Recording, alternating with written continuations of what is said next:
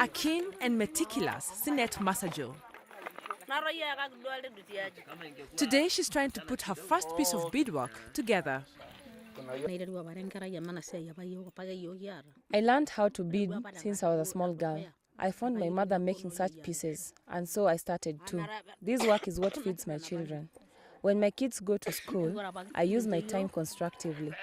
After getting water and collecting firewood from the field, this is what I resume to. The mother of 8 resides in a village called Mailitisa in southern Kenya.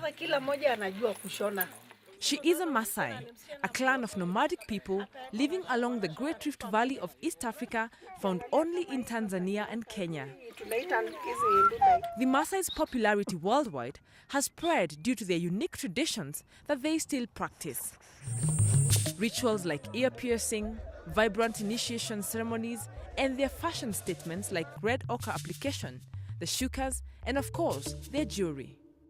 The fashion accessories especially have made it to the world spotlight. A French fashion designer, Louis Vuitton, created a Maasai-inspired collection in the spring of 2012. For many years, the Maasais have derived their livelihood from herding cattle and goats. It's men's responsibility to take the livestock to the fields as women stay at home, tending to their households.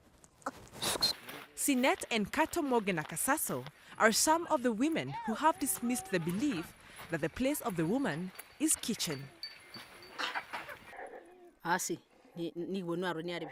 During the drought season like this, when other people are moving the cattle, looking for greener pastures, I am left behind. I get busy doing this and I love it, and that's why I'm still doing it. Some of the pieces they make include necklaces, bangles, earrings, and anklets. Each one of them takes a certain amount of time to create, depending on a number of factors. A ramangai is a name given to the big-sized necklaces. It takes about 3 days to create.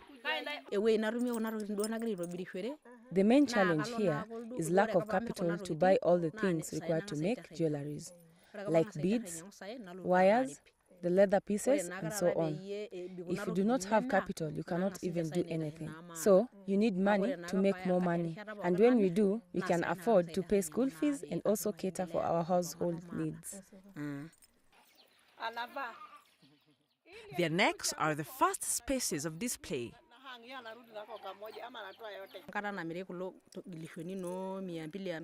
This one costs 250, this one 300, this one 500, and then 700. And the biggest is 900 Kenya shillings. Mountain View Curio Shop is the outlet where they bring their products for sale. Sheila Mbothe is the owner of the enterprise, which she has been running since her husband passed on 3 years ago. Her clients are mainly people in transit from Kenya to Tanzania. She has been working with a few other women organized in a self-help group called Butisho, a Maa language word for peace. Daniel Koitatoi is the secretary. Hiyo kikundi ilianza na mambo ya sanitation na hygiene. The group started as a sanitation and hygiene club. At that time, people in this area were vulnerable to diarrhea due to dirty water. The group we have right now comprises of 55 women and 15 men. So you find that in those 55, 15 of them are talented with the skill. So if I want to have my daughter or wife trained, I get one of those ladies, I pay them something small.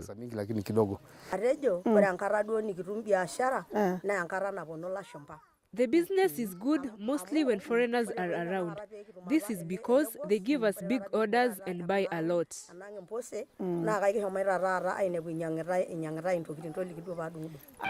On a good week, they make about 5,000 Kenya shillings, equivalent to about $50.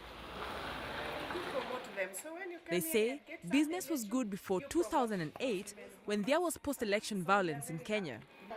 Since then, the tourist numbers dwindled dramatically.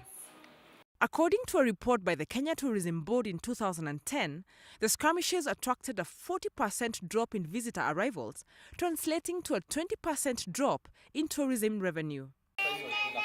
However, this is not the only misfortune. Lack of public amenities like health and education facilities in the area is another. The government should consider people in the grassroots, people like these who need help. It would be good if they constructed schools here, so children like these can be educated and they can even be fed. That would be a way of helping them.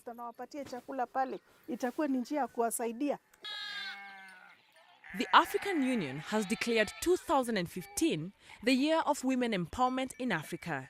Sheila, Sinet and Kato are proving negative traditions wrong and believe that behind a better Africa are self-motivated women.